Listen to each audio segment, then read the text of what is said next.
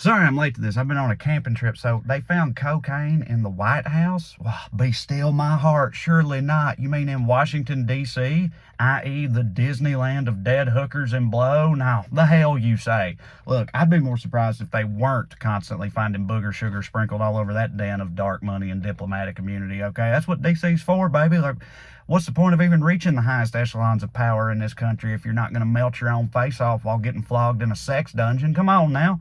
And by the way, all these conservative Republicans that are pearl clutching over this story, they're part of that culture too, absolutely. That's why Madison Cawthorn got kicked out of the party, man. He was a literal neo-Nazi. They were totally fine with that. But as soon as he started giving away their eyes wide shut secrets, they decided real quick that Howl on Wheels had to go. That sends a pretty clear message to me. But I guess it was found in some part of the White House where tourists frequent, so it was probably just some random guys. By the way, imagine being that guy.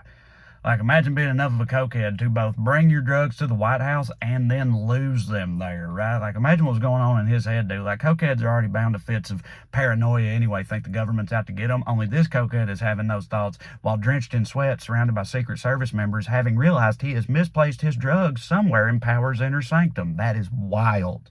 I can't believe his heart didn't explode all over a painting of Eleanor Roosevelt or something, dude. He had to be freaked out. But of course, they don't believe it was just some random guy. They believe it was who else?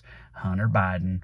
Right? They are so obsessed with Hunter Biden. First of all, as with all things Hunter, if it was him, I couldn't care less. But secondly, what's funny to me about how they talk about Hunter Biden is how consistently rad they make him sound. Like I feel like every headline I see from them about Hunter Biden is some version of like, Hunter Biden caught doing 130 down the Vegas Strip in a Stingray filled with chicks railing lines and blasting money for nothing by Dire Straits. You're like, God damn, I kind of want to party with this sumbitch. He goes hard. They talk about him like he's a full-time member of 80s Motley Crue and then act like they wouldn't be totally on board with all that if it was like the Wolf of Wall Street doing it or something. Give me a break, man.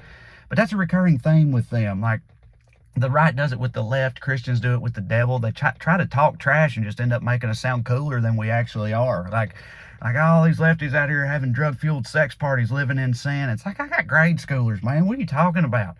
We just started a garden, so that's exciting. Like, what? You know, and like Christians, even more old-fashioned about it with the devil, like telling teenagers, like, oh, Sonny, the devil just wants you to jerk off and smoke the reefer. Oh, no, anything but that, the devil. But anyway, I digress. As far as this story goes, this is such a perfect example of the type of nothing burger they have to rile themselves up over because they don't have any better options, right? And frankly, I don't see that changing anytime soon because, as we all know, they don't have much to be legitimately upset about. So here we are. Love y'all. All right, YouTube, listen, what's up? Thanks for being here. I'm gonna put my comedy special right here for at least another week or so. I hope you enjoy that. And here's going to be a button. One of these buttons is, I can never remember which one is which. One of them is to subscribe to the channel, which you should do. I would appreciate doing more of these. Podcast, stand-up clips, stuff of that nature, all kinds of fun stuff. And then, especially this other circle down here, that's TreyCrowder.com, where you can get tickets to see me live, which I would very, very much appreciate you doing. So I hope you'll consider it either way. As long as you keep watching these, I'll keep making them. And I love you like chicken. Say goodbye.